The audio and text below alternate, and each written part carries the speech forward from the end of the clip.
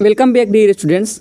इस क्लास में हम राजस्थान करंट अफेयर्स 2026 को लेकर चर्चा करने वाले हैं। ये टीचिंग एग्जाम जो आरपीएससी सेकंड ग्रेड का होने वाला है उसको लेकर और सीईटी 10+2 व ग्रेजुएशन के लिए काफ़ी यूजफुल रहने वाली है। सो गाइज जो क्लास है वो लास्ट तक देखिएगा।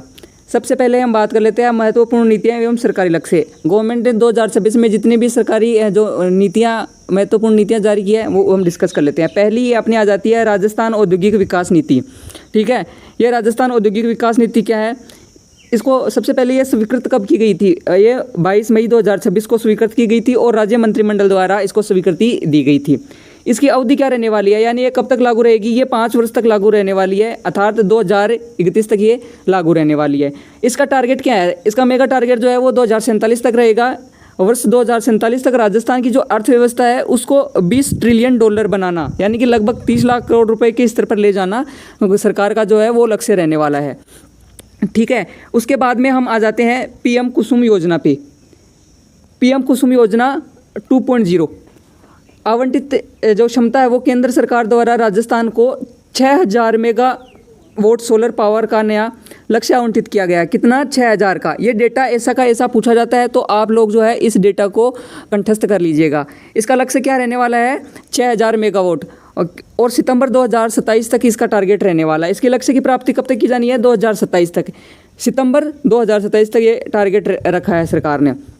वर्तमान में राजस्थान की कुल सौर क्षमता जो है वो बढ़कर कितनी हो गई है?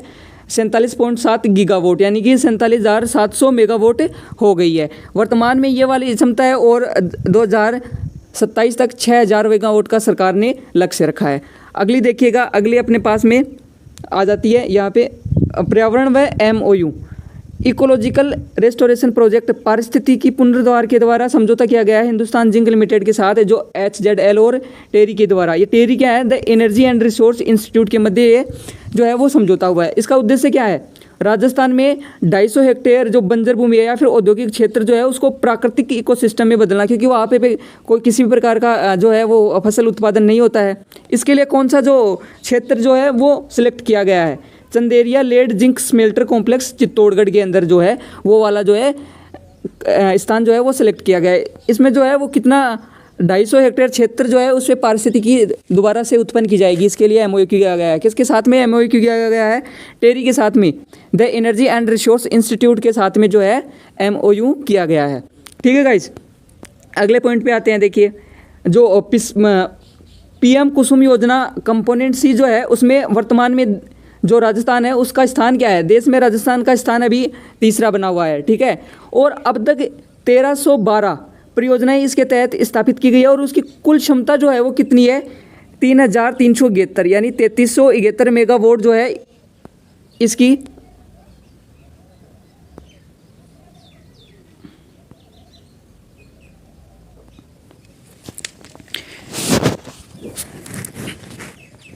नेक्स्ट देखिएगा। नेक्स्ट है PM कुसुम योजना कंपोनेंट C। वर्तमान में जो राजस्थान है उसकी देश में रैंक कितनी है? तीसरी रैंक है। अब तक राज्य में 1312 परियोजनाएं स्थापित की जा चुकी है इसके तहत और इसकी कितनी मेगावाट क्षमता है अभी तक? 3373, यानी 3373 मेगावाट इसकी क्षमता है। ठीक है, और ये जो योजना है वो शुरुआत कब हुई थी इसकी? 2019-20 में इसकी शुरुआत हुई थी। और देश का पहला सौर संयंत्र बालोजी कोटपुतली बहरोड, जो कि पूर्व में जयपुर में था, इसके अंदर लगा हुआ था। अभी कोटपुतली बहरोड में चला गया और पहले किस में था? ये जयपुर में, क्योंकि जयपुर से कोटपुतली बहरोड नया जिला जो है वो बना है। ये सब आप सभी लोगों को पता है। तो ये वाला जो क्वेश्चन है ये आप लोग जो है रट लीजिए, ये समझ लीजिए कि आरपीएससी ऐसे ही फेवरेट क्वेश्चन बनाती है अपना। तो देश का पहला सौर संयंत्र कहाँ पे स्थापित है? बालोजी के अंदर, और जो वर्तमान में किस जिले में है? कोटपुतली बहरोड के अंदर है। इसका ध्येय वाक्य क्या है? अन्नदाता से ऊर्जा। अन्नदाता कौन है? किसान। और ये जो है सौर ऊर्जा PM कुसुम योजना के अंतर्गत सौर ऊर्जा से जो है एनर्जी बनाई जाएगी यहाँ पे, और इसका ध्येय वाक्य क्या होगा? अन्नदाता से ऊर्जा। नेक्स्ट हम बात करते हैं प्रधानमंत्री सुरक्षित मातृत्व अभियान। इसकी शुरुआत कब हुई थी? 9 जून 2016 को। और ये जो अभी जैसे अभी जून का महीना चल रहा है तो 9 जून 2026 को इसको 10 साल पूर्ण हो गए हैं। कितने साल पूर्ण हो गए हैं? 10 साल हो गए हैं। और इसके आयोजन की तिथि क्या होती है? हर महीने की 9 तारीख को ये आयोजित किया जाता है। और राजस्थान में देखिए 9, 18 और 27 तारीख को इसका विशेष आयोजन किया जाता है। ये हर महीने की तारीख होती है, 9, 18, 27।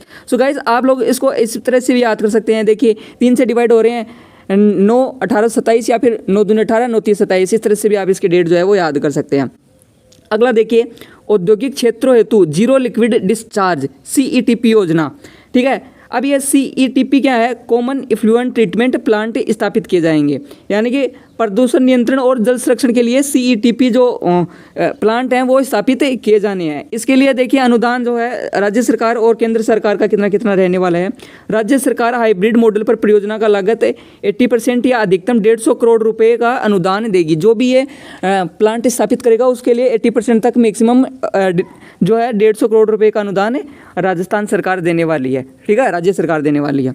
अगला देखिए, अगला आ जाता है अपना प्रतिष्ठित पुरस्कार एवं सम्मान, भारत गौरव अवार्ड 2026। इसका 13वां संस्करण हुआ था और ये हुआ कहाँ था? विक्टोरिया संसद, मेलबर्न, ऑस्ट्रेलिया के अंदर हुआ था। इसमें देखिए राजस्थान के कुछ जो हैं वो चर्चित व्यक्ति सम्मानित किए गए हैं। कौन कौन से हैं ये वाला आप यहाँ से नोट करिएगा। पहले जो है वो सांवर हर्षवाल हैं, दूसरे जो हैं योगाचार्य ठक्काराम हैं, तीसरे पीयूष पांडे जो जयपुर के, इनको मरणोपरांत दिया गया है। यहाँ से आप देख सकते हैं। अगला जो है वो है प्रवीण शर्मा। ये जो है भारत गौरव अवार्ड्स 2026 के तहत सम्मानित राजस्थान के व्यक्ति हैं। तो देखिए ये अवार्ड जो है वो काफ़ी RSSB के और RPSC दोनों के अंदर जो है काफ़ी इंपॉर्टेंट क्वेश्चन रहने वाले हैं। तो यहाँ से आप लोग जो है इनको नोट कर लीजिएगा। मैं तो चाहता हूँ कि आप लोग अपना साथ में नोट्स भी बनाइए, कॉपी डाल लीजिए करंट अफेयर्स की और साथ में नोट्स बनाइए। ठीक है गाइज, वैसे मैं PDF आप लोगों को डिस्क्रिप्शन बॉक्स में डाल दूंगा, वहाँ से आप जो है इसे डाउनलोड कर पाएंगे। नेक्स्ट बात करते हैं। नेक्स्ट यहाँ पे देखिएगा, रक्षा व शौर्य सम्मान डिफेंस एंड गैलेंट्री अवार्ड्स में देखिए ऑपरेशन सिंदूर जो अभी हुआ था और वीर चक्कर है। इसमें सम्मानित व्यक्ति कौन से हैं? ग्रुप कैप्टन एनिमेश पाटनी, ये निवासी कहाँ के हैं? कुंजेड़, 12 जिला के हैं। इनको सम्मान कौन सा मिला है? इनको सम्मान मिला है वीर चक्कर है। और ये वीर चक्कर क्यों मिला है? इनके असाधारण शौर्य के लिए इनको वीर चक्कर सम्मान दिया गया है। ये जो देखिए ये मिला क्यों है इनको? ऑपरेशन जो सिंदूर था उसके अंदर इनकी यूनिट ने 314 किलोमीटर की दूरी से पाकिस्तान वायुसेना के विमान को मार गिराया था। यानी कि 314 किलोमीटर की दूरी से ही पाकिस्तान के जो विमान हैं उनको, उनकी सेना के जो विमान हैं उनको मार गिराया था। ठीक है, इसके बाद में देखिएगा यहाँ से भारत के पहले मानव अंतरिक्ष मिशन गगनयान के चयनित यात्री जो हैं P बालकृष्ण नायर, उनको कीर्ति चक्र से सम्मानित किया गया है। यहाँ से आप देख सकते हैं जो गगनयान मिशन है उसके लिए जो यात्री थे P बालकृष्ण नायर, उनको कौन सा सम्मान दिया गया है? कीर्ति चक्र। और ये जो अभी यहाँ पे थे एनिमेश पाटनी, उनको कौन सा दिया गया था? उनको वीर चक्र दिया गया था। थोड़ा सा डिफरेंस है, यहीं पे आप कंफ्यूज हो जाओगे। तो कीर्ति चक्र और जो उनको जो है वो वीर चक्र से सम्मानित किया जाएगा। अब हम थोड़ा सा जो है वो खेल के अंदर देख लेते हैं, स्पोर्ट्स के अंदर देख लेते हैं कि किस किस को कौन कौन से अवार्ड मिले हैं। प्रथम राजस्थान सीनियर महिला फुटबॉल लीग, इनकी विजेता कौन है? जिंक फुटबॉल अकेडमी जयपुर जो है वो इनकी विजेता रही है। उपविजेता जो है मगन सिंह राजवी फुटबॉल अकेडमी बीकानेर उपविजेता रही है। बेस्ट स्कोरर कौन रहा है? डांगी मरांडी, जिसने सर्वाधिक 7 गोल किए हैं।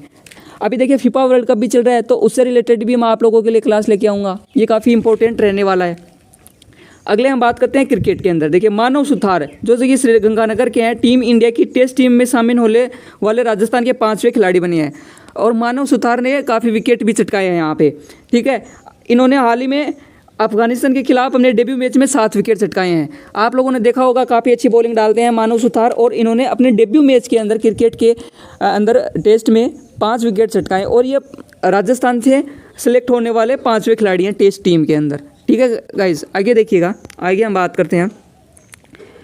हम चर्चित व्यक्ति देख लेते हैं जिनकी नियुक्ति अभी रिसेंटली हुई है, देखिएगा, या फिर चर्चित व्यक्तित्व देख लेते हैं। फोर्ब्स 30 अंडर 30 एशिया के अंदर देखिए जो चयनित राजस्थानी हैं वो हैं धवल जैन और जय शर्मा, दोनों जयपुर से रहने वाले हैं, जो कि फोर्ब्स 30 अंडर 30 एशिया के अंदर चयनित होने वाले पर्सन है यहाँ पे। और इन्होंने बिहार के अमन कुमार के साथ मिलकर हेल्थ टेक स्टार्टअप मेव हेल्थ की स्थापना की है। इन्होंने किया क्या है? एक स्टार्टअप लॉन्च किया था मेव हेल्थ। ठीक है, और ये मेव हेल्थ है क्या एक्चुअली में? मेव हेल्थ देखिएगा यहाँ से, मेव हेल्थ की स्थापना की है जो कि मानसिक स्वास्थ्य और न्यूरो टेक्नोलॉजी पर कार्य करता है। ये मेव हेल्थ काम क्या करता है, न्यूरो टेक्नोलॉजी सिस्टम जो है उस पर काम करता है। अगला देखिए नीलम मीणा, ये सवाई माधोपुर निवासी है, जो सवाई माधोपुर डिस्ट्रिक्ट है वहाँ की रहने वाली हैं नीलम मीणा। इनको पश्चिम बंगाल का मुख्य निर्वाचन अधिकारी नियुक्त किया गया है, नीलम मीणा को। तो ये नियुक्ति आप लोग जो है वो याद कर लीजिएगा, काफ़ी इंपॉर्टेंट रहने वाली है एग्जाम की दृष्टि से। अगला मैं बात कर लेता हूँ, देखिएगा वरिष्ठ नागरिक तीर्थ यात्रा योजना। देखिए ये योजना जो है वो सरकार के एग्जाम के अंदर ऐसे कैसे छपने वाले क्वेश्चन है। अभी आरपीएससी फर्स्ट ग्रेड का जो पेपर हुए थे उनमें भी ये वाली जो योजनाएं हैं वो काफ़ी पूछी गई थी। इसमें पात्रता देखिएगा 60 वर्ष या उससे अधिक आयु के जो भी वृद्धजन या वृद्ध लोग हैं वो इसके लिए जो है एलिजिबल हैं। इसका लक्ष्य देखिए क्या है, 56,000 यात्रियों को रेल मार्ग से, 6,000 यात्रियों को तीर्थ यात्रा जो है वो हवाई जहाज से करवाई जाएगी। तो 56,000 के लिए तो जो क्या है रेल यात्रा, और 6,000 के लिए जो है वो हवाई जहाज से यात्रा करवाई जाएगी। और ये इनका जो है वो यात्रा करवाई कहाँ की जाएगी हवाई जहाज से, नेपाल के काठमांडू स्थित पशुपतिनाथ मंदिर को भी इसके अंदर शामिल किया गया है। तो यहाँ से थोड़ा सा और हम जो है कुछ गेम्स के जो करंट अफेयर्स के क्वेश्चन है वो और थोड़े से डिस्कस कर लेते हैं। देखिए खेलो राजस्थान यूथ गेम्स ग्राम पंचायत से लेकर राज्य स्तर तक खेलों के आयोजन हेतु 50 करोड़ रुपए का बजट का प्रावधान है। यह राजस्थान सरकार ने 50 करोड़ रुपए का जब बजट जो है वो किसको दिया है, खेलो राजस्थान यूथ गेम्स के अंतर्गत इसका टारगेट रखा है। दूसरा देखिए श्यामलाल मीणा जो है इनका हाल ही में निधन हुआ है। ये बांसवाड़ा के प्रसिद्ध तीरंदाज हैं जिन्होंने 1988 में जो सियोल ओलंपिक हुए थे उनमें भारत का प्रतिनिधित्व किया था सियोल ओलंपिक के अंदर। नेक्स्ट देखिएगा, नेक्स्ट संतोष जाट 27वीं national deaf senior sports championship में महिला टीम स्पर्धा में इनको रजत और युगल स्पर्धा के अंदर कांस्य पदक मिला। इनको 2 पदक मिले हैं, कौन, संतोष जाट को। इनको चैंपियनशिप में महिला टीम स्पर्धा के अंदर रजत और युगल स्पर्धा में कांस्य पदक मिला है। देखिए प्रशासनिक नियुक्ति में चेक कर लीजिएगा, राजस्थान कैडर के आईपीएस अधिकारी, जो कि राजस्थान कैडर के आईपीएस अधिकारी कौन है, अनिल देशमुख, इनको बीएसएफ का डीआईजी नियुक्त किया गया है। हाल ही में इनको जो बॉर्डर सिक्योरिटी फोर्स है उनका डीआईजी नियुक्त किया गया है। तो गाइस ये वाले कुछ हमारे इंपॉर्टेंट क्वेश्चन थे पार्ट 1 के अंदर। मैं पार्ट 2 भी जल्दी लेके आने वाला हूँ, तो आप लोग जो है इनका नोट्स बना लीजिएगा या पीडीएफ मैं आपको डिस्क्रिप्शन बॉक्स में दे दूंगा। ऐसे ही वीडियोज़ देखने के लिए बने रहिए हमारे यूट्यूब चैनल पे। Thank you so much for watching.